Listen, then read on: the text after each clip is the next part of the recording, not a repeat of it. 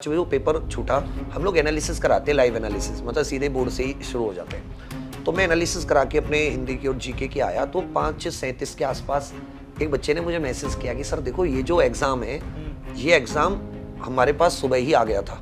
सबसे पहले जब आपने ये बात सामने लाई तो उस समय कैसा लग रहा था? मुझे लगा था कि ये कोई एफआईआर वगैरह दर्ज ना कर दे, क्योंकि जैसे सबसे पहले क्या होता है गवर्नमेंट का कि वो एफआईआर दर्ज कर देती है, फिर आदमी शांत हो जाता है। मुझे लगा एफआईआर वगैरह दर्ज ना कर दें, पर फिर मैंने सोचा कि नहीं, आवाज़ तो उठाते हैं, अब जो होगा देखा जाएगा। फिर अगले दिन 24 तारीख को भी हम लोग भूखे प्यासे से दोपहर में कैंसिल हुआ, तो बहुत ज़्यादा डिहाइड्रेशन, बच्चों की धक्का मुक्की, तो मेरी तबीयत खराब हो गई, तो मुझे हॉस्पिटल में पुलिस से लेके गई एडमिट कराने। तो वहीं एसटीएफ वाले आ गए। हम वहाँ पे तो एसटीएफ को देख के इंसान वैसे घबरा जाता है थोड़ा सा कि एसटीएफ आ गई। मेरे एक अंकल है वो पुलिस में है, उनके थ्रू पता लगाया, उन पे दबाव बनाया। फिर जो मेरे गांव के प्रधान, मतलब अब इतनी ज़्यादा एक्टिविटी हो गई, गांव के लोगों को लगा, प्रधान वगैरह को, सबको, कि ये कोई क्राइम वगैरह कराया बड़ा। वहाँ से फ़ोन आ रहे हैं, वहाँ से फ़ोन आ रहे हैं, एसपी का भी तुम्हारे ही कौन है। जब हम 23 को जा रहे थे तो आरओ के लिए हमने आवाज़, आरओ के लिए भी सबसे पहला ट्वीट मेरा ही था। तो आरओ की जब इन्होंने नहीं सुनी तो हमें ये नहीं था कि यूपी पुलिस का भी ऐसे लीक होगा, क्योंकि जो भर्ती बोर्ड की मैम थी उनके बारे में बहुत सुना था, उनके तैयारियों के बारे में सुना था। अब बहुत ज़्यादा, और अब बच्चे उस चीज़ को भाप गए कि अच्छा ये तो मतलब अच्छी चीज़ है। उन्होंने उसकी कमजोरी पकड़ ली कि अब वो बोले अब अच्छा अभी इतना किया है, इतना टाइट किया है, तो ये थोड़े से अब ज़्यादा टाइट कर देंगे तो शायद ज़्यादा, वो इस बात को कहते हैं कि यार ये अब तो सर ज़्यादा टाइट करेंगे। मैं तो ये कहूँगा कि शुरुआत से ही, जहाँ से मतलब एक पेपर की एक एग्ज़ाम शुरू होता है, फ्रॉम फॉर्म फिलिंग से लेकर पूरा, उसको प्रॉपर एक इतना आज टेक्नोलॉजी, उसको एक बेहतर रूप दीजिए। नमस्कार, मैं गौरव कुमार पांडे हाजिर हूं यूपी तक पर। 17 और 18 फरवरी को यहां पर यूपी पुलिस सिपाही भर्ती का एग्जाम कंडक्ट हुआ। इस एग्जाम में जो है ये लगभग 60,000 से ज्यादा पदों के लिए एग्जाम था, जिसमें 48 लाख से ज्यादा अभ्यर्थी जो है वो बैठे हुए थे एग्जाम देने के लिए। इस एग्जाम के लिए न केवल उत्तर प्रदेश बल्कि बाकी अन्य राज्यों से भी बड़ी तादाद में अभ्यर्थी यहाँ पर आए, लेकिन अगले दिन पता चला कि पेपर जो है वो लीक हो गया। और सबसे पहले जो इस मामले को लेकर सोशल मीडिया पर धावा बोलने वाले थे, जिनके ट्वीट्स को लेकर लगातार अभ्यर्थी जो है वो फॉलो कर रहे थे, विवेक कुमार आज हमारे साथ स्टूडियो में है। विवेक जी, आपका बहुत बहुत स्वागत है। नमस्कार। विवेक जी जो है वो टीचर हैं एग्जामपुर के, और लगातार जो है युवाओं के ही मुद्दों पर भी बात करते हैं, और साथ साथ पढ़ाने के अलावा आंदोलनकारी टीचर हैं ये। तो आइए इनसे बात करते, जानते हैं कि आखिरकार वो समय जो है वो समय कैसा था, क्योंकि बेहद ही मतलब आप सोचिए कि उत्तर प्रदेश में योगी सरकार में पेपर लीक जैसे दावों को लेकर अगर आप सोशल मीडिया पर आवाज उठा रहे हैं तो ये बहुत बड़ा रिस्क होता है। और सबसे पहले जब आपने ये बात सामने लाई तो उस समय कैसा लग रहा था? मुझे लगा था कि ये कोई एफआईआर वगैरह दर्ज ना कर दे, क्योंकि जैसे सबसे पहले क्या होता है गवर्नमेंट का कि वो एफआईआर दर्ज कर देती है, फिर आदमी शांत हो जाता है। मुझे लगा एफआईआर वगैरह दर्ज ना कर दें, पर फिर मैंने सोचा कि नहीं, आवाज़ तो उठाते हैं, अब जो होगा देखा जाएगा। अच्छा, अगर हम इसकी शुरुआत जाननी चाहें, मतलब कब आपको ये पता चला, कौन सी तारीख को, क्या समय था, और उस समय जो है आपने कैसे अपने आप को जो है पहले कंट्रोल किया, उसके बाद आपने इकट्ठा चीजें की, उसके बाद ये सब पोस्ट किया? सबसे पहले एक्चुअल में ये 7 दिन पहले जाते हैं कि आरओ का एग्जाम हुआ था, तो आरओ का एग्जाम ही कैंसिल हो गया, मतलब वो लीक हो गया। तो आरओ के लिए हमने आवाज, आरओ के लिए भी सबसे पहला ट्वीट मेरा ही था। तो आरओ की जब इन्होंने नहीं सुनी तो हमें ये नहीं था कि यूपी पुलिस का भी ऐसे लीक होगा, क्योंकि जो भर्ती बोर्ड की मैम थी उनके बारे में बहुत सुना था, उनके तैयारियों के बारे में सुना था। हमें लगा कि सब कुछ अच्छा होगा, मेहनत बहुत अच्छे से की थी हम लोगों ने, इस बार इतना रिजल्ट अच्छा आने की उम्मीद थी कि सब कुछ मतलब बदल जाता हमारे लिए। तो हम लोग बहुत पॉजिटिव माइंड से बढ़िया, हमने पूरा सुबह 17 की सुबह तक भी बच्चों को पढ़ाया, एकदम पेपर से 2-3 घंटे पहले तक भी उनको लास्ट में। तो 17 का सब कुछ फर्स्ट शिफ्ट हो गई अच्छे से, सेकंड शिफ्ट भी हो गई, और सेकंड शिफ्ट होके जब हम एनालिसिस कराते हैं हम लोग, मतलब लाइव तारीख है 17 फरवरी को शाम को। हाँ जी, 17 फरवरी की सेकंड शिफ्ट। तो हम लोग 3 से 5 का पेपर था, वो 3 से 5 होता है, तो 5 बजे वो पेपर छूटा। हम लोग एनालिसिस कराते हैं, लाइव एनालिसिस मतलब सीधे बोर्ड से ही शुरू हो जाते हैं। तो मैं एनालिसिस करा के अपने हिंदी की और जीके की आया, तो 5:37 के आसपास एक बच्चे ने मुझे मैसेज किया कि सर देखो ये जो एग्ज़ाम है ये एग्ज़ाम हमारे पास सुबह ही आ गया था। मैं बोला तुम मुझे बेवकूफ़ बना रहे हो, मतलब ऐसा नहीं हो सकता। मेरा तो शौक लग गया एकदम, ऐसा कैसे हो गया? बोले नहीं आप देखिए। तो मुझे कुछ लोगों ने बता रखा था कि एडिटिंग भी होती है कहीं टेलीग्राम वगैरह में, मैंने वो सारा कुछ देखा, फिर और 2-3 जगह से अच्छे से पता किया, तो मुझे समझ में आ गया एडिटेड नहीं है, ये ओरिजिनल कोई पेपर लीक हुआ इतनी साफ राइटिंग में। और कोई आधे घंटे में ऐसे पेपर लिख भी नहीं सकता कि कोई एग्जाम हुआ है आप उसके आधे घंटे में सारा पेपर विद चारों ऑप्शन सब कुछ लिख दें। तो मैं समझ गया। फिर मैंने एक ट्वीट किया कि कुछ बड़ा हुआ है, तो कुछ बड़ा कांड हुआ है। हाँ, कि मतलब ये तो सोचा तो नहीं ये था। 17 तारीख की बात है, 17 फरवरी को शाम को। तो मैं पूरी एनालिसिस करने के बाद मैंने 7 बजे के आसपास ट्वीट किया कि हाँ भाई ऐसे ऐसे हुआ है। पहले मैंने उसको अच्छे से चेक कर लिया कि कहीं ये गलत ना हो, कहीं झूठ ना हो, क्योंकि फिर लेकिन इसमें हमने एक चीज़ बहुत ध्यान रखी कि ट्विटर पे तो हमने कर दिया, गवर्नमेंट को टैग कर दिया, गवर्नमेंट की तरफ से, भर्ती बोर्ड की तरफ से वो भी आ गया कि ये सब झूठ है, ऐसा नहीं है। हमने इसको लेकर वीडियो इसलिए नहीं बनाई क्योंकि बहुत सारे बच्चे, 48 लाख बच्चे एग्जाम देने निकले हैं, तो बहुत सारे बच्चे रास्ते में थे और युवा हैं, उसको पता चला यार मेरा एग्जाम हो गया, उसके एकदम सपने टूटते, कहीं कोई दंगा वगैरह ना कर दे। चैलेंजिंग ये भी था कि 18 तारीख को भी पेपर था, अगले दिन। हाँ जी, हाँ जी, हाँ जी। तो ये भी बड़ा चैलेंज था। ये था कि अगर बच्चों को ये लग गया ना कि पेपर इस तरह से लीक हुआ है, तो बच्चे हैं, कहीं पे आग वगैरह लगा दें, कहीं पे कोई दंगा फसाद कर दें, तो हमें था कि अभी वीडियो वगैरह नहीं बनाएंगे, अभी ट्विटर से ये सेकंड शिफ्ट का सब अपने घर पे आराम से आ जाएं, तब बात करेंगे कि क्या हुआ है। ये था एक्चुअल। अच्छा, इस दौरान जो है आपके मन में क्या चल रहा था, क्योंकि बहुत सेंसिटिव चीजें आपको मिली थी, योगी सरकार पर सवाल खड़े करने वाली चीज थी ये, तो कैसे आपने जो है इस चीज को, आपके दिमाग में क्या चल रहा था उस दौरान? मेरा था कि पहले अगर अपने पास, आपके पास फैक्ट्स है, मतलब आपने अच्छे से उसको देख रखा है कि एक्चुअल कुछ हुआ है, तो पहले फिर आप उसका पूरा एकदम प्रॉपर और अच्छे से अच्छे सबूत इकट्ठे कीजिए। तो हमारे पास जो एक एक्चुअल सबूत जो रहे वो ये रहे कि जो 18 की सेकंड शिफ्ट जो कैंसिल हुई, जो सेकंड शिफ्ट का भी जो लीक हुआ था, वो पेपर तो 2 दिन पहले से ही, 1 दिन पहले से ही 17 की सुबह, 18 की सुबह अर्ली मॉर्निंग बोर्ड, भर्ती बोर्ड को हम लोगों ने ट्वीट कर दिया था लाइव। तो लाइव ट्वीट का वो स्क्रीनशॉट आपके पास है, तो कल को आप ये नहीं कह सकते कि हमने तो ये कुछ गलत किया है। तो मतलब सबूत अच्छे खासे इकट्ठे हो गए। फिर ये था कि एग्जाम बिल्कुल ऐसे कहीं से प्रिंटिंग प्रेस से जो लीक हुआ, वो एक बहुत बड़ा मुद्दा था कि ये पेपर तो एक्चुअल में प्रिंटिंग प्रेस के आसपास से कहीं से लीक हुआ है, ये नॉर्मल ये स्कूल से लीक नहीं हुआ, किसी एग्जाम सेंटर से लीक नहीं हुआ। तो फिर ये था कि अब फैक्ट्स हैं, अब हम गवर्नमेंट से बात कर सकते हैं, मतलब अब इसको एक्चुअल में बात कर सकते हैं। लेकिन फिर भी गवर्नमेंट ने, भर्ती बोर्ड ने तो कहा कि ये हुआ ही नहीं है, तो फर्जी है सब। वो तो फिर जब अगर वो इको गार्डन वाला सीन नहीं होता तो मुझे नहीं लगता कि कैंसिल होने वाला था कुछ। नहीं, बिल्कुल, हमने देखा कि जैसे ही यहाँ से जो है सोशल मीडिया पर पोस्ट शुरू हुए, उसके बाद से ही यूपी पीआरपीबी ने जो है बाकायदा पोस्ट करना शुरू कर दिया कि ये सारी अफवाहें हैं, इन पर मत जाइए, अपना एग्जाम जो है सुचारू रूप से दीजिए, तमाम ऐसी बातें जो है होने लगी। लेकिन 18 तारीख के बाद, अब क्योंकि लगातार आपके पास फोन कॉल्स आ रहे होंगे, लगातार बच्चों के व्हाट्सएप आ रहे होंगे, टेलीग्राम के हमने देखा बहुत सारे स्क्रीनशॉट जो है वो शेयर हो रहे थे, तो तमाम मतलब ऑब्जेक्ट्स पे आप कैसे मतलब उसको वेरीफाई कर रहे थे, क्योंकि इतने सारे कॉल्स, इतने सारे स्टूडेंट्स लगातार आपसे सवाल, लगातार आपको जो है कहा जा रहा था कि सर आपसे बड़ी उम्मीद है, तमाम चीजें, तो ये कैसे आप मतलब कंट्रोल कर रहे हैं, आपकी टीम कैसे कंट्रोल कर रही थी इसे? एक्चुअल में हमने इसका, जितने भी हमारे पास कोई, हमने एक नंबर जारी कर दिया था, जैसे भी कोई बच्चा कुछ भी कोई ऐसी कोई चीज़ भेज रहे थे, मीन्स कोई एविडेंस या कुछ भी, तो हम उसको बहुत ही नीटली उसको अरेंज कर रहे थे कि ये भाई हमें आगे भर्ती बोर्ड को देना होगा, क्योंकि हमें पता था कि भर्ती बोर्ड ये तो मांगेगा। स्पेशली इसके लिए कोई टीम बनाई? नहीं, हम ही अपने जो आपस में हमारे पास और भी जो स्टाफ है वही सब हम लोग मिलकर कि भाई ये ऐसा, ये किसी टेलीग्राम का है। फिर हमारे पास क्या था कि कुछ टेलीग्राम ग्रुप्स थे जिनमें लाइव इस तरह की बातें हो रही थी कि भाई पेपर, हमने उसमें पेपर के स्क्रीनशॉट्स थे, उन सब का हमने वो पूरा मतलब डिजिटल एविडेंस जो भी हमारे पास कलेक्ट हो पाया, हमने उसको नीटली अरेंज करके, और जब भर्ती बोर्ड ने हमसे मांगा कि उनके मुख्यमंत्री जी के बाद में कि भाई कौन कौन से ऐसे सबूत आप हमें भेजिए 20 या 21 को, तो हमने फिर उसको सारे लगभग 20-30 हज़ार बच्चों ने मैंने मतलब वो ड्राइव में डाल दिया था, वही सबूत फिर बच्चों ने भर्ती बोर्ड को दिए। तो वो एक बहुत स्ट्रॉन्ग वो था हमारे पास, वो ट्विटर के जो लाइव स्क्रीनशॉट थे वो एक बहुत बड़ा हमारे पास, टेलीग्राम पे वो पूरा पेपर जो गया था 18 के सेकंड वाला, वो एक बहुत बड़ा एविडेंस था। तो एविडेंस अच्छे थे, ये इसलिए हम थोड़े से टिक पाए, मतलब इस बात को लेकर स्ट्रॉन्ग हो पाए। अच्छा, वैसे क्योंकि हमने देखा कि आपने पोस्ट भी किया था, तो जब एग्ज़ाम से पहले आपके जो पोस्ट थे वो आप साफ तौर पे ये कर रहे थे कि जो है ये एग्ज़ाम जो है आप अच्छे से दीजिएगा, और तमाम आपको जो है सरकार पर, भर्ती बोर्ड पे भरोसा रखना है, एग्ज़ाम सब बढ़िया होगा। लेकिन एकदम से फिर जब ऐसे मामले सामने आए जिसमें पेपर लीक और तमाम आपके पास प्रूफ्स आ गए, तो आपको उसमें कैसा लग रहा था, क्योंकि आप एग्ज़ाम से पहले जो है सरकार के बारे में या बोर्ड के बारे में कह रहे थे कि नहीं सब कुछ अच्छे से होगा, आप लोग अच्छे से एग्ज़ाम दीजिएगा, और एकदम से फिर ऐसी कुछ घटना जो है होती है। हम तो सुबह तक भी वो फोटो डाल रहे थे कि देखो कितना अच्छा अरेंजमेंट है उधर जो एग्जाम सेंटर होते, लेकिन दोपहर तक आते आते, शाम तक आते आते हमारे तो पूरे मतलब थॉट्स ही बदल गए। फिर मतलब पोलाइटली हमने भर्ती बोर्ड को बताया कि मतलब ठीक है, अगर लीक हुआ है तो आप उसे कम से कम एक्सेप्ट कीजिए, आप उसकी जांच कीजिए कि हाँ जी ऐसा कुछ हुआ है। तो फिर लेकिन भर्ती बोर्ड क्या होता है ना कि उसको सबको अपनी जिम्मेदारी का डर रहता है कि हमारे ऊपर बात आएगी।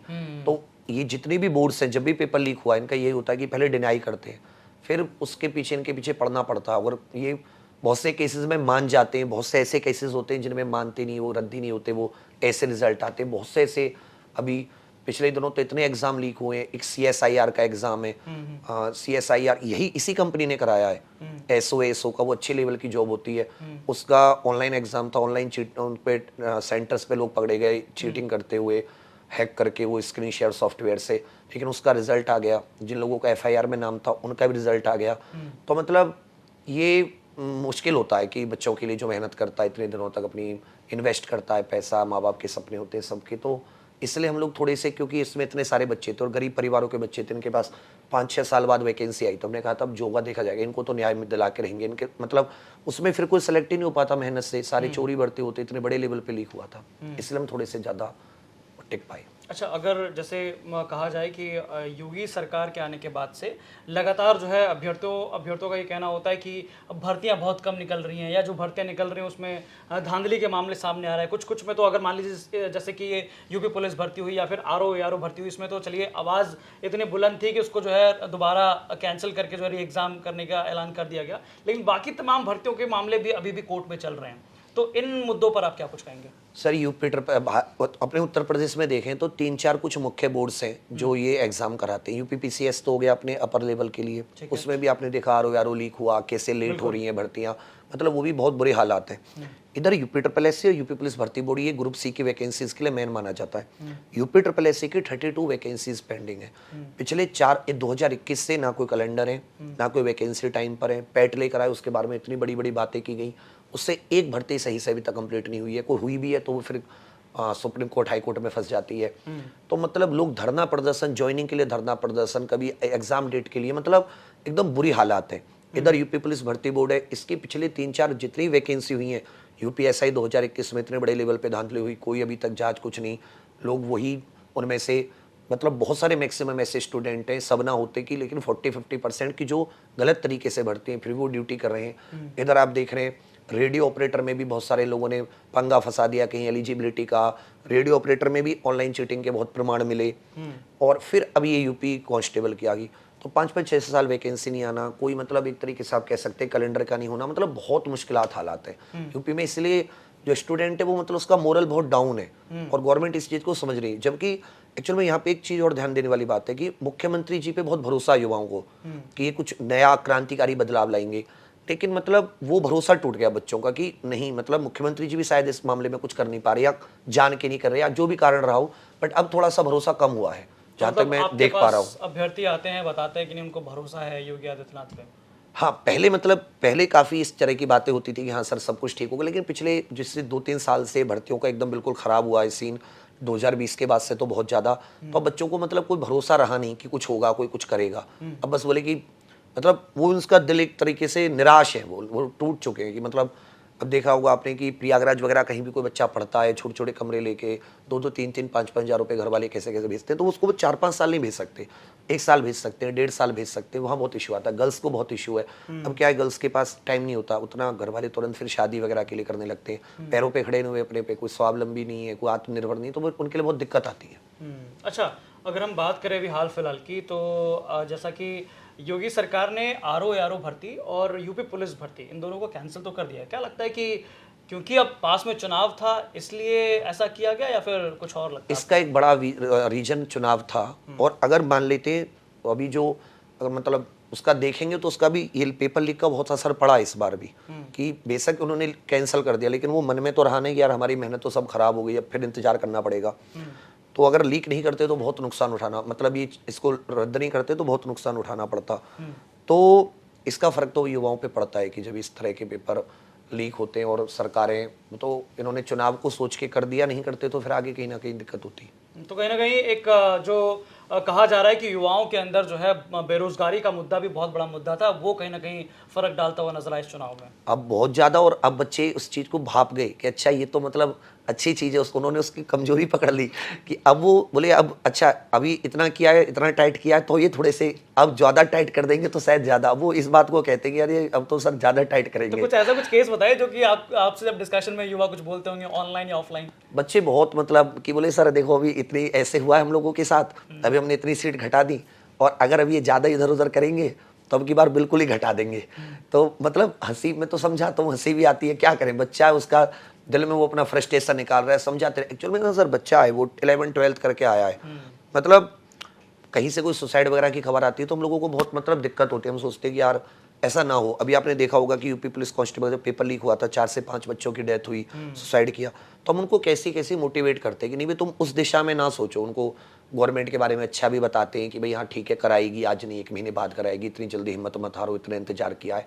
बट एक लंबा इंतजार कब तक बच्चा करता है, बहुत परेशान हो जाता है। हम हालांकि लोगों को अब जो है जब जब ये सब घटनाएं हुई उसके बाद से सीएम योगी आदित्यनाथ जो चुनाव के बाद काफ़ी एक्टिव भी नजर आ रहे हैं, बकायदा जो है अधिकारियों से बात करते हुए, बकायदा हमने देखा कि यूपी पीसीएस में जो है उसमें भी बदलाव किए गए हैं, एग्जाम्स में 3 ओएमआर शीट जो है उसको लॉन्च किया गया है, तो ऐसे प्रयास किए जा रहे हैं। सब मुझे जो उसमें जो लगा ना, इन्होंने जो वो लेकर आए वो एक तरीके से उलझन भरा डिसीजन मुझे तो ऐसा लगा, क्योंकि जो मेजर चीज़ें उन पे ध्यान नहीं दिया।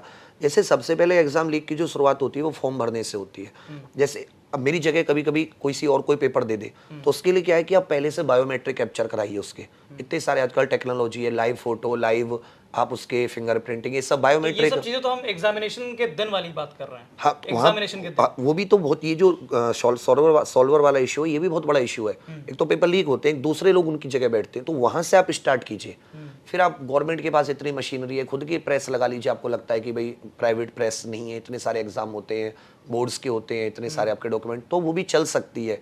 तो एक होता ना ठोस कदम कोई कि हाँ भाई हम पेपर लीक को रोक देंगे, उस वाली दिशा में अब ये जो उन्होंने लागू किए इसका क्या असर आएगा तो अभी एग्जाम्स है।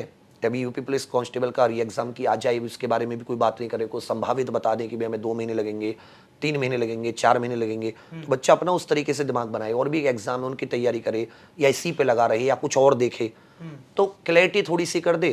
फिर इनके जो न्यू नियम है इनका पता चलेगा कि क्या कैसे इन्होंने इम्प्लीमेंट करने हैं। अच्छा, अब वापस आते हैं यूपी पुलिस कांस्टेबल भर्ती पर, जिसमें जो है आपने विसल ब्लोअर काम किया था। जब इसमें एजेंसियों ने जांच शुरू की तो आपको भी फोन आया?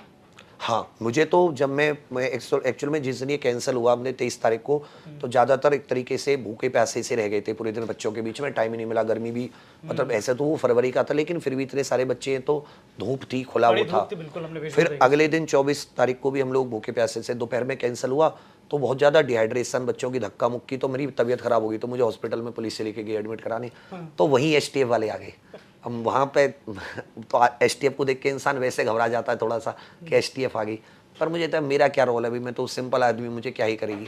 लेकिन वो अच्छे लोग थे, उन्होंने ऐसे मतलब मुझे को डराया धमकाया नहीं, बोले कि आप एक बार अपने जो बयान है, क्योंकि आप इन्हें स्टार्ट किया तो आप देने जाइए। तो कब मैं बोला कब आऊँ, तो बोले आप सोमवार तक आ सकते। बोला ठीक है सर मैं आ जाऊँगा। फिर गया, उन्होंने 1.5-2 घंटे मुझ पर बहुत सारी चीज़ें पूछी, जो मेरे पास सारी चीज़ें थी डिजिटल एविडेंस, वो एक पेन ड्राइव में ले गया था, मैंने उनको दे दी। फिर उन्होंने मेरा बयान एक पूरी वाइट पेपर पे उन्होंने पूरा कुछ सब कुछ लिखवाया, मैंने लिख के दे दिया। फिर उसके बाद फिर उन्होंने मुझसे, हाँ लेकिन जब उन्होंने 5-6 दिन बाद ही मैंने आरोपियों को पकड़ना शुरू कर दिया था, फिर वो अपडेट देते रहे कि अच्छा अब देखो मैन को पकड़ लिया, अब इसको पकड़ लिया। तो और भी हमारे पास आते रहते हैं 2-4 इधर उधर से कि ये गैंगे, तो हम भी अपनी इनपुट्स देते रहते हैं। तो मतलब जब पहली बार जब आप अस्पताल में लेटे हुए थे, वहाँ पर तबीयत खराब थी आपकी और तभी जो है यूपीएसटीएफ की टीम आती है आपके पास, कहती भैया बयान दर्ज करवाने। वो सिंपल क्लोज उसमें सिविल ड्रेस में होते हैं। तो मैं बोला भाई इतने लंबे तो तगड़े लग रहा था कि मतलब मैं वैसे भी बीमार पड़ा, ऊपर से यूपीएसटीएफ सामने आ गई। मैं लंबे तगड़े लोग क्यों, मतलब अभी तो नहीं ले जाएंगे। तो फिर उन्होंने कहा कि आप परेशान मत होइए, बस सिंपल आपसे मिलने आए और ये इस तरह की बातें करने आए, आप आराम से ठीक होकर अपने स्टेटमेंट दे दीजिए। तो हालांकि आपको बता दें कि यूपीएसटीएफ ने 900 पन्नों की चार्जशीट जो है दाखिल कर दी। 18 आरोपियों को, जो मुख्य आरोपी हैं, उनको जो है गिरफ्तार किया, जिसमें जो है रवि अत्री और राजीव नयन मिश्रा, तमाम ऐसे नाम जो है जो कि खुद भी स्टूडेंट थे। हाँ, रवि अत्री तो एमबीबीएस की पढ़ाई करना चाह रहे थे। सर ये रवि अत्री के बारे में तो सुना है, ये तो बहुत बड़ा खिलाड़ी इंसान है दोनों ही। मतलब इनका भी जो नीट वाला पेपर हुआ उसमें भी कहीं ना कहीं से घूम के इनका नाम आ रहा है। मतलब ये इतने बड़े किंग पिन है कि अंडरवर्ल्ड वाले भी इनके सामने फेल है। इनको तोड़, मतलब इस पूरे सिस्टम को इनको तोड़ना चाहिए। हालांकि आपका इस पे क्या कहना है? जैसे रवि अत्री हो गए, ये भी एमबीबीएस के स्टूडेंट, राजीव नयन मिश्रा भी इंजीनियर, तमाम ये लोग जो है ये पढ़ाई के ही क्षेत्र से थे, लेकिन एकदम से इन्होंने अपना जो है एरिया बदल लिया, करियर बदल लिया, करियर कहीं और लगा दिया। इन्होंने एकदम बिल्कुल पेपर लीक जैसे मामलों में आगे मास्टरमाइंड कहला रहे हैं। टेक्नोलॉजी का यूज आ गया एक तो लोगों को कि भाई कैसे कैसे समय बदल रहा है, कैसे ऑनलाइन एग्जाम्स आ रहे हैं। फिर इसमें क्या है कि जब ये पेपर लीक कराते हैं तो इसमें पैसा बहुत ज़्यादा होता है, तो पैसा किसी का भी मतलब एकदम दिमाग को खराब नहीं कर देने वाली बात होती है। तो इन्होंने कुछ जिन भर्तियों में कामयाब हो जाते हैं, जिनकी जांच वगैरह, जैसे यूपीएसआई, तो उसमें इन लोगों की जांच की जाए तो उनका बहुत बड़ा रोल रहा होगा, और वहां से अगर ये करोड़ों अरबों रुपए कमा लेते हैं तो इनका गैंग के जो जड़ें हैं ना वो बहुत फैल जाती हैं। तो फिर ये आगे और बोल्ड स्टेप लेते हैं। तो अगर किसी एक अच्छी जांच होके उनको अच्छे सख्त धाराओं में इनको हमेशा के लिए बंदी कर दिया जाए तो फिर ये थोड़ा थोड़ा गैंग टूटना शुरू होता है, फिर ये रुकते हैं। तो पैसा एक बहुत बड़ा इसमें इशू है, बड़ा इशू, कि मतलब ज़्यादा पैसा होता है तो उतना काफ़ी लोगों को शामिल कर लेते हैं लोग। अब यूपीएसटीएफ की जो है जो रिपोर्ट आई है, मतलब जो इन्होंने दाखिल की है 900 पन्नों की चार्जशीट, उसमें ये भी कहा गया कि इस एग्ज़ाम को कंडक्ट करने वाली कंपनी जो थी वो एजुटेस्ट थी, जो कि गुजरात के अहमदाबाद के। यूपी तक की टीम ने बाकायदा उनके ऑफिस में जाकर हमने खोजबीन करनी शुरू की, हमने बातचीत करनी शुरू की, तो पता चला कि जो बिल्डिंग थी, बड़ी सी बिल्डिंग, उस पर एक बोर्ड नहीं था जिस पर एजुटेस्ट लिखा हो, और उसी कंपनी ने, आप सोचिए कि 48 लाख अभ्यर्थियों के लिए जो है एग्जाम कंडक्ट किया था। हाँ, तो इस पर क्या कहेंगे आप? मतलब ये है कि वो उसकी फिर जैसे अभी उसकी पीछे जांच पड़ताल कर रहे हैं तो पता चल रहा है कि उस कंपनी का नाम भी बदला था। 2023 में कंपनी बिहार में ब्लैक लिस्टेड भी हुई है। उससे पहले 2023 का ये फरवरी का ही CSIR का एग्जाम लीक कराने में, पिछले साल RM Ram Lohia institute of medical sciences के पेपर में दिक्कत कराने में, तो इन सब में भी वो शामिल रही है। तो इतनी मतलब थोड़ी सी बैकग्राउंड वेरिफिकेशन करानी चाहिए थी। IB है, इतनी LIU होती है, STF है, तो शायद इनके बारे में पता चल जाता, तो फिर उस तरह का स्टेप लेने चाहिए थे कि कैसे इनको ठीक कर सकते हैं। अगर हम बात करें ऐसे प्रेस प्रिंटिंग कंपनीज की, तो जैसे ये प्रिंटिंग कंपनी जब टेंडर आता है तो ये अपने इन्फॉर्मेशन तो देते ही होंगे, तमाम इन्फॉर्मेशन के बावजूद जो है, क्या लगता है कि मतलब अगर इतने बड़े एग्जाम को कंडक्ट करने वाली जो कंपनी है वो इतना जो उसका धांधली करने में उसका नाम आ रहा है, क्या लगता है कि मतलब उनके पीछे वेरिफिकेशन नहीं होता है कि मतलब कंपनी के बारे में पता किया जाए या कैसी है कैसी इस भर्ती का तो मुझे लगे बहुत जल्दबाजी में पेपर कराने में वो रखा गया कि जैसे तुरंत। तो उसका कारण क्या था? क्या ये बहुत समय बाद, क्योंकि 2018 में लास्ट सिपाही भर्ती हुई थी? हाँ, एक तो बहुत दिनों बाद आई थी, फिर चुनाव थे, गवर्नमेंट क्या कहने, मतलब अगर आप भाषण देंगे तो क्या भाषण देंगे कि हमने क्या किया है पिछले 5 साल में। तो था कि चलो हम ये कहेंगे कि हमने इंडिया की सबसे बड़ी भर्ती की। होता ना माइंड में एक साइकोलॉजी होती है, बच्चे सबके सामने जाके कहेंगे हमने दुनिया की सबसे बड़ी भर्ती की। तो ये एक थॉट था अधिकारियों का कि उनको, जो अपने मुख्यमंत्री हैं, उनको अपने उसमें ट्रस्ट में लेने का कि जी देखो हम आपके लिए ये सब कर देंगे और जाएंगे, आप हर जगह ये बात फैलेगी, देखो कितना बड़ा लगेगा, कितना अच्छा लगेगा। उन्होंने कहा ठीक है, तुम ये देखो कहीं कोई गड़बड़ ना हो। उन्होंने एक मीटिंग में बताया था कि कोई ऐसी गड़बड़ ना हो कि आगे को कोई दिक्कत हो। उन्होंने बहुत अच्छे से चेताया था, सबको चेतावनी दी थी कि तुम्हें कर तो रहे हो। मुख्यमंत्री जी ने एक रिपोर्ट आई थी, उसमें मुख्यमंत्री जी ने कहा था जब ये मीटिंग हुई थी कि भाई कल को कोई दिक्कत ना हो, तुम लोग देख लेना। तो उन्होंने कहा हम सब देख लेंगे, हम सब संभाल लेंगे। तभी उन्होंने फिर बहुत जल्दी मैम वगैरह को हटाने का जो लिया, वो बहुत क्रोध में कि तो मैंने पहले सब कुछ कहा और तुमने फिर भी वही सब काम डीजी भर्ती बोर्ड रेणुका मिश्रा। हाँ जी, तो वो सब गुस्से में, इसीलिए वो सब उन्होंने कदम उठाए। जबकि उधर PCS वालों पे कोई अभी कुछ नहीं, RO का भी लीक हुआ, उनसे कुछ नहीं कहा, क्योंकि इधर बड़ा था ना, ज्यादा बच्चे थे, ज्यादा परिवार प्रभावित थे, और वो कोर वोटर्स हैं, यही सब बच्चे तो वोट देते थे। तो बहुत मतलब था, उन्हें भी पता था कि डेंट पड़ेगा इस मतलब। तो क्या लगता है कि RO भर्ती में भी जो इस तरह के जो अधिकारी या जिस तरह से सम्मिलित लोग हैं उनको भी, उन पर भी जांच होनी चाहिए? उनको भी मतलब करना चाहिए। अभी APS जो भर्ती आई थी, उसमें APS का अभी 1-2 दिन पहले वो था जो स्टेनो वगैरह का उसका एग्जाम होता है, उसमें भी बच्चे वीडियो भेज रहे थे। उसमें बहुत अजीब मतलब उसकी प्रोसेस को बनाया गया है, बहुत कॉम्प्लेक्स करके, बच्चे परेशान हैं। उसमें भी सुनने में आ रहा है वो लोग भी वहाँ पे भी कुछ उन्होंने गड़बड़ की है।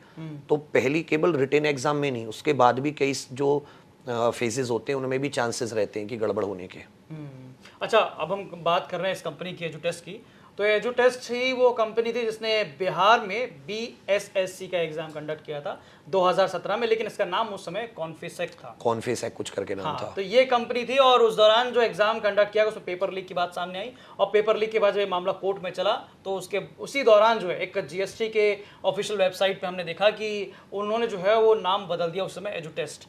तो क्या लगता है कि मतलब इस तरह से अगर कंपनीज जो है नाम बदल रही हैं, लेकिन सिमिलर जो है सिमिलर बॉडी है, काम करने का तरीका तो सिमिलर है, बस नाम बदल जा रहा है, तो क्या लगता है इसको रोकथाम कैसे हो पाएगा इसका?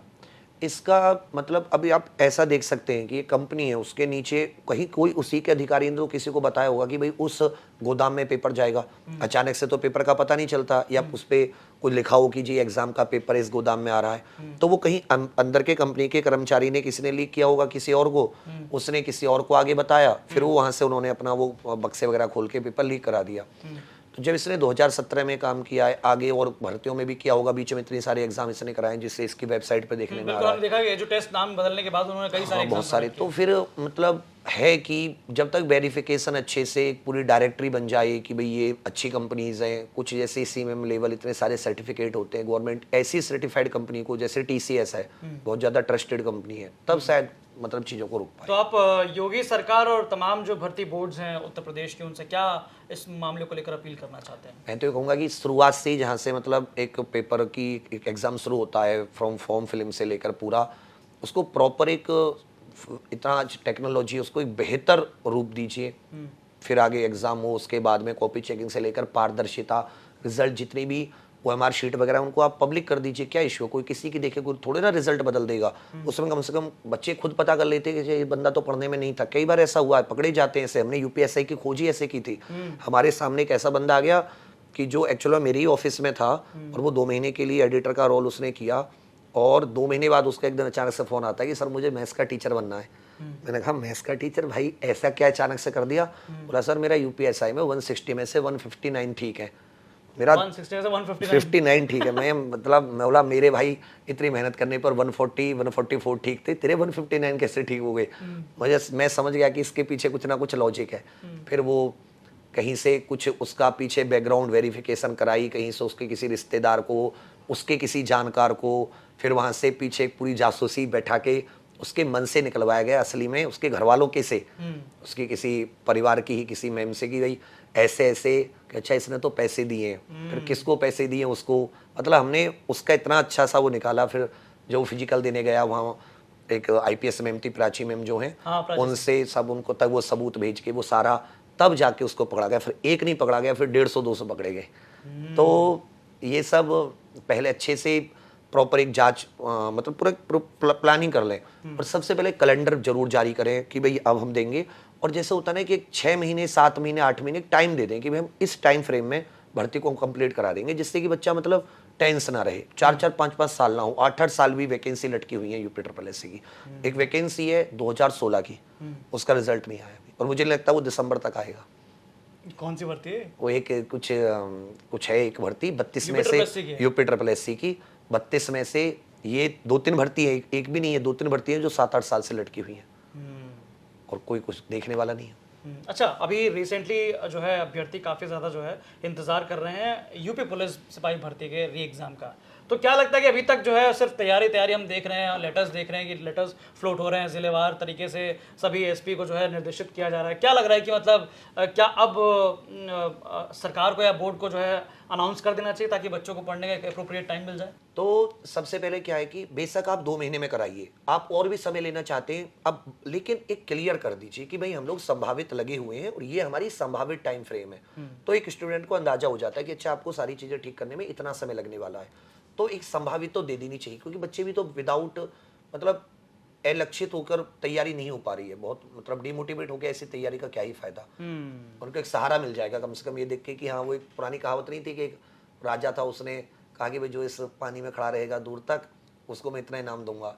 वो एक व्यक्ति खड़ा रहा, उसने राजा ने पूछा कि भाई ऐसे तू क्यों खड़ा रहा? क्योंकि देखो आपके वहाँ दूर महल में एक छोटा सा दीपक जल रहा था, मैं उसको देखते हुए उसमें मोटिवेशन वहीं से मिल गया मुझे खड़े होने का। वो बीरबल की खिचड़ी की कहानी यहीं से, बैकग्राउंड यहीं से शुरू हुआ था। तो मतलब एक सहारा मिल जाएगा उसे। बिल्कुल। तो इसके अलावा मैं ये जानना चाहूँगा कि जिस प्रकार से अगर मान लीजिए जुलाई में जो है 6 महीने का जो सरकार ने कहा था कि 6 महीने के अंदर ये एग्ज़ाम जो है कराना है, जुलाई में डेट ख़त्म हो रही है, तो क्या लगता है कि मतलब अभी अगर अनाउंस कर दें तो अगर आस पास ही अनाउंस करते तो क्या अभ्यर्थियों को पढ़ने में वक्त का कोई ऐसा इशू तो नहीं आएगा? नहीं, स्टूडेंट तो अब रेडी है, अगर ये अनाउंस भी कर देते हैं, अर्जेंट भी कर देते हैं तो भी कोई इशू नहीं है। 15-20 दिन का तो टाइम देंगे ही, तो बच्चे अपने रिवीजन पे हैं। तो क्योंकि एक्चुअल में अभी ये नहीं है ना कि एग्जाम के बाद में रिजल्ट आना है, उसके बाद में फिजिकल होना है, फिर मेडिकल होनी है, फिर फाइनल ज्वाइनिंग होनी है, और 60,000 की ज्वाइनिंग एक साथ नहीं कराएंगे लोग, कम से कम 3 शिफ्ट में कराएंगे। तो कुछ की पहले होगी, कुछ की फिर 6-7-8 महीने बाद, फिर 6-7-8 महीने बाद। तो जल्दी से एग्जाम हो, फिर ये प्रक्रिया आगे बढ़े। तो अब तो इनको अनाउंस करके मतलब एग्जाम ले ही लेना चाहिए जल्दी से जल्दी। चलिए, ये तो हमने अभी तक भर्ती की बात की, लेकिन अब आपकी जो है पर्सनली आपकी बात करते हैं। आप शिक्षक पहले थे, शिक्षक के बाद एकदम से आंदोलनकारी शिक्षक बन गए। हमने आपका एक रूप ये देखा कि आप जो है पढ़ा भी रहे हैं बोर्ड पे, दूसरा हमने आपका रूप देखा यो गार्डन में चिल्लाते हुए, गला एकदम आवाज़ फट गई है। तो ये आप थोड़ा सा हमें बताइए, इसकी कहानी कहाँ से शुरू हुई? एक्चुअल में मैं मतलब थोड़ा सा, मुझे बचपन से जो मेरे बड़े दादाजी थे वो उनका स्कूल चलाते थे, वो प्राइवेट। तो वो मतलब उनका बहुत प्रभाव था। वो ऐसे शहीदों की कहानियाँ, ये कविताएं, नाटकों में भाग ले दिलवाना, ये सब मतलब बहुत ज़्यादा एक्स्ट्रा करिकुलर एक्टिविटीज़ बहुत ज़्यादा कराते थे।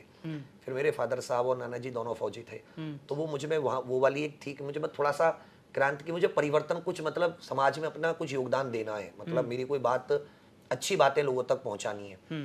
फिर ये मुझे लगा कि ये जो टीचिंग का ये एक अच्छा जरिया है। फिर गवर्नमेंट जॉब लगी थी, उसको छोड़ के जब आप आते हैं तो थोड़ा सा स्टूडेंट के प्रति उनका एक लगाव हो जाता है कि भाई इन्होंने जॉब छोड़ी है, कि ये रास्ते पे पहले चल चुके, इन्होंने तैयारी कर चुके, इनको हमें अच्छे गाइड करेंगे।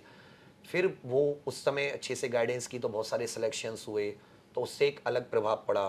फिर धीरे धीरे तो मेरा क्या होता है कि स्टूडेंट्स के हित की बात करें, क्योंकि हमने वो समय देखा है बहुत ही, एक लो फैमिली से आके वो बच्चे कैसे तैयारी करते हैं, कैसे संघर्ष करते हैं, कोई साथ नहीं होता, सब तो था कि चलो इनके साथ थोड़ा सा देंगे, उसी में अपना हमारा भी एक एम्प्लॉयमेंट जनरेट होता रहेगा, और धीरे धीरे हम भी आगे बढ़ते रहेंगे।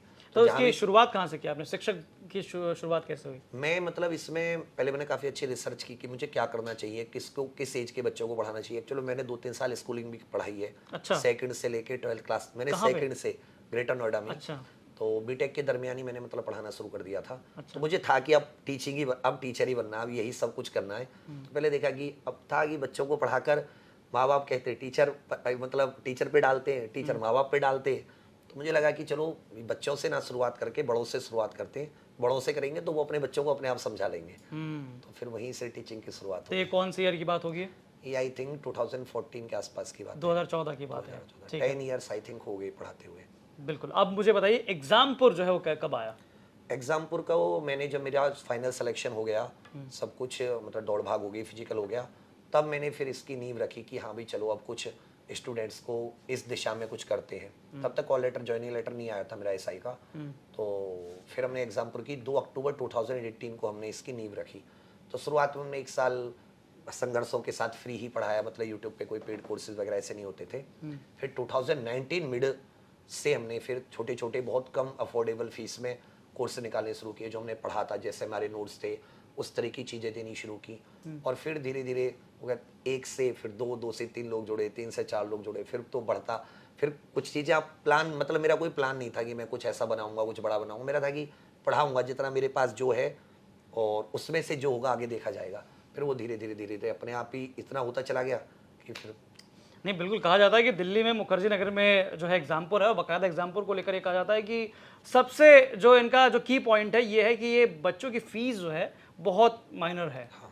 जिसको लेकर आप जो है आगे अपना प्लान आपने चलाओ, लेकिन बहुत सक्सेसफुल ये प्लान रहा। हाँ, ये सक्सेसफुल रहा अभी तक। अच्छा, इसके अलावा कभी ऐसा दिमाग में नहीं आया कि नौकरी कर लेना चाहिए था मुझे? कभी कभी मैं अब सच बताऊं तो जैसे कभी कोई लो फेजेस आते हैं, क्योंकि अब जब बहुत सारे लोग आपके साथ जुड़े होते हैं तो ऐसा नहीं कि हमेशा आप प्रॉफिट ही चलता रहता है। तो जब आपका बहुत लो फेज आता है, क्या होता है, एंटरप्रेन्योरशिप बहुत ही लोनली जर्नी होती है। तो फिर आप अकेले होते हैं, कोई साथ नहीं होता।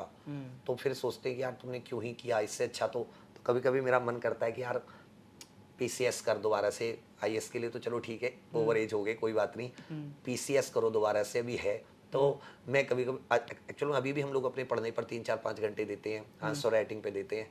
तो एक प्लान रहता है कि प्लान भी चलो कुछ नहीं हुआ 1-2 साल बाद अगर नहीं हुए स्टेबल, ठीक है कोई बात नहीं, अपना पढ़ाते रहेंगे साथ साथ 1-2 घंटे क्लास ऐसे लेते हुए, और पीसीएस देंगे। पीसीएस तो निकालेंगे, 2 साल लगे 3 साल लगे, तो ऐसा चलता रहता है। जितने अभ्यर्थी विवेक जी के जो है सुन रहे हैं, आप सुन लीजिए कि सर भी जो है तैयारी कर रहे हैं अपने बैकअप में। मतलब आदमी को अपना उसको जो उसका बेस है पढ़ाई उसको छोड़ना नहीं चाहिए। अब मेरा वही है तो मैं बोला इसको नहीं छोड़ूंगा, चाहे पढ़ता रहूंगा कुछ भी हो।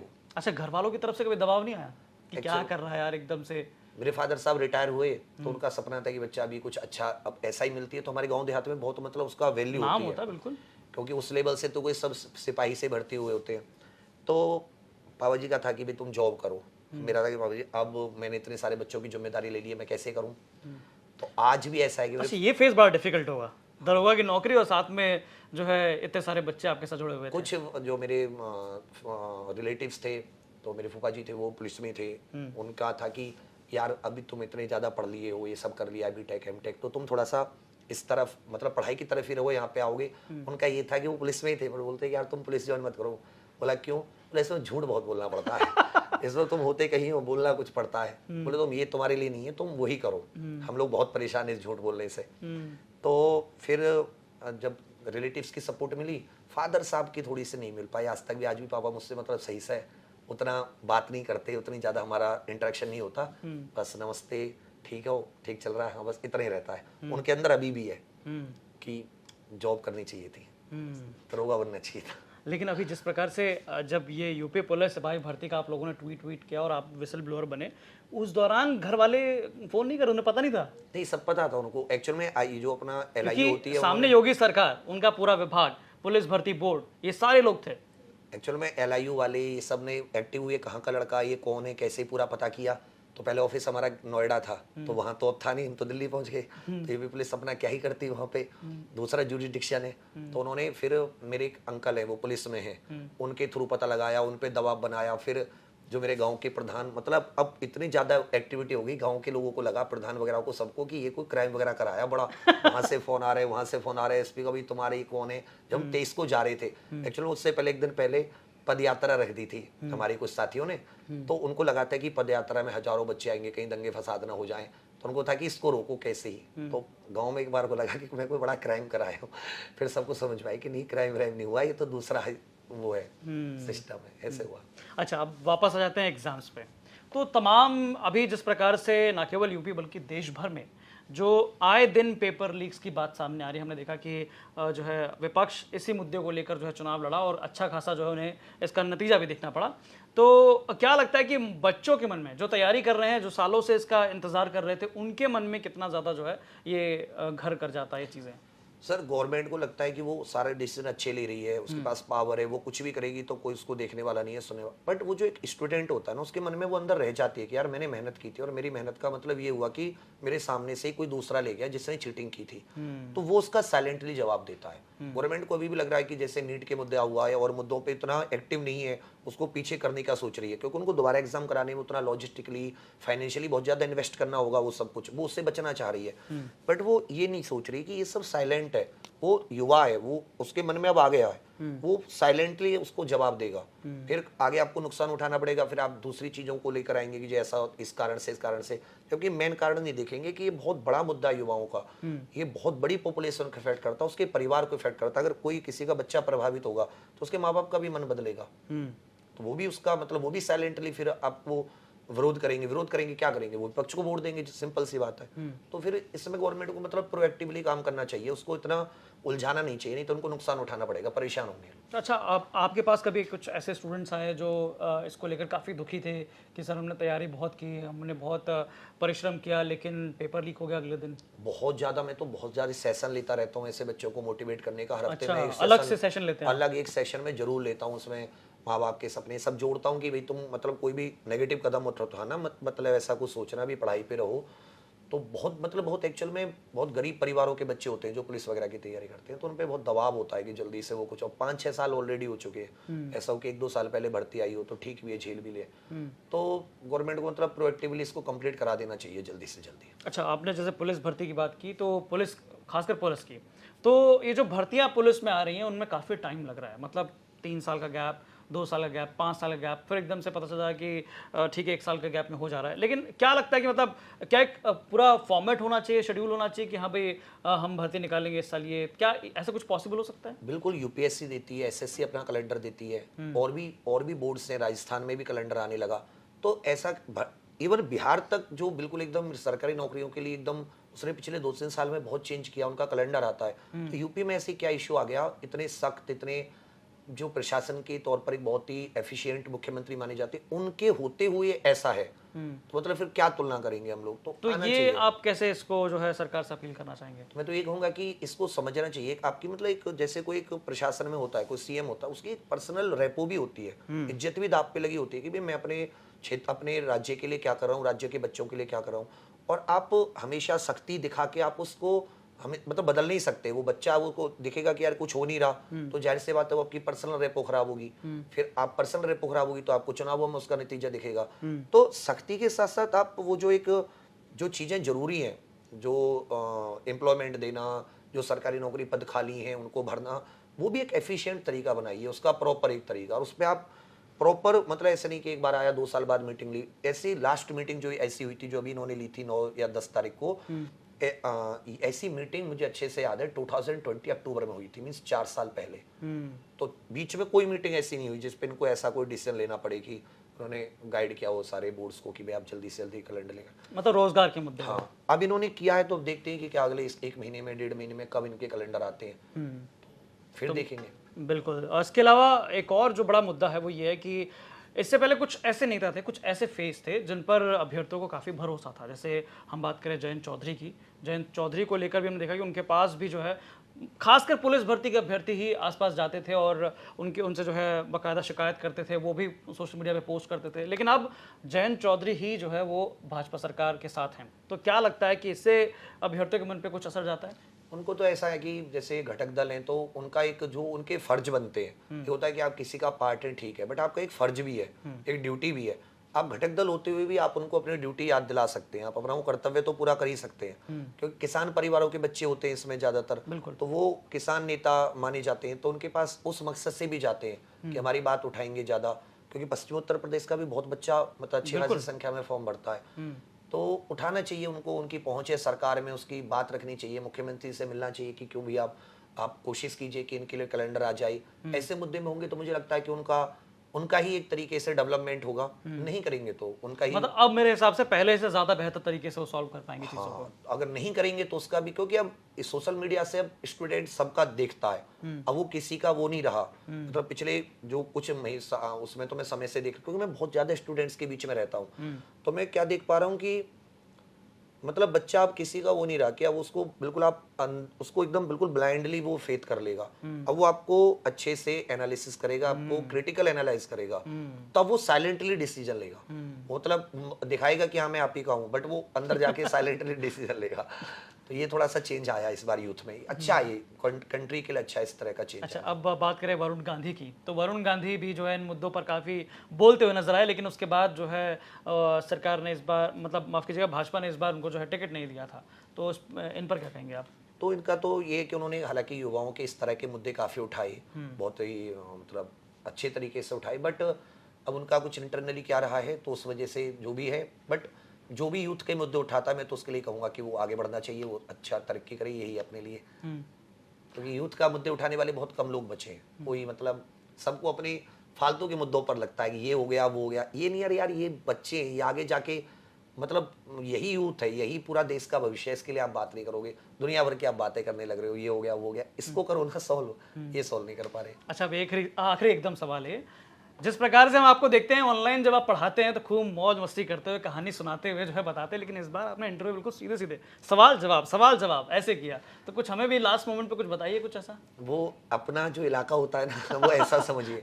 तो मुझे ऐसे मतलब कोई अनुभव नहीं है ज़्यादा, मैं बहुत कम जाता हूँ बाहर। हाँ। अभी मैं आज अपने ऑफिस से कम से कम 3 महीने बाद बाहर निकला हूँ। तो 3 महीने बाद मैंने कदम बाहर रखा। मैं ऑफिस में ही रहता हूँ, मेरे ऑफिस में ही रूम है, मैं वहीं पे सोता हूँ, वहीं पे उठता हूँ। तो मतलब मुझे थोड़ा सा बाहर का वो लगता है ना कि थोड़ा सा हेजिटेट सा थोड़ा सा महसूस करता हूँ, उतना ऊपर नहीं हो पाया। वहाँ अकेला अपने रूम अपना उसमें उसके स्टूडियो में, तो वहाँ फिर चलिए बहुत अपना इलाका। बहुत बहुत शुक्रिया हमारे साथ जुड़ने के लिए। Thank you. तो विवेक सर थे हमारे साथ और उन्होंने बताया हमसे किस प्रकार से जब यूपी पुलिस कांस्टेबल भर्ती का पेपर लीक वाला मामला जब पर्दाफाश किया तब उसके बाद किस तरह से इनके जो है जीवन में चेंजेस आए, किस तरह से इनके लिए इनको जो है जांच के लिए बुलाया गया, क्या कुछ हुआ और तमाम चीज़ों पर बात हुई। बाकी तमाम ऐसे इंटरेस्टिंग बातों के लिए, इंटरेस्टिंग खबरों के लिए आप देखते रहिए यूपी तक। धन्यवाद।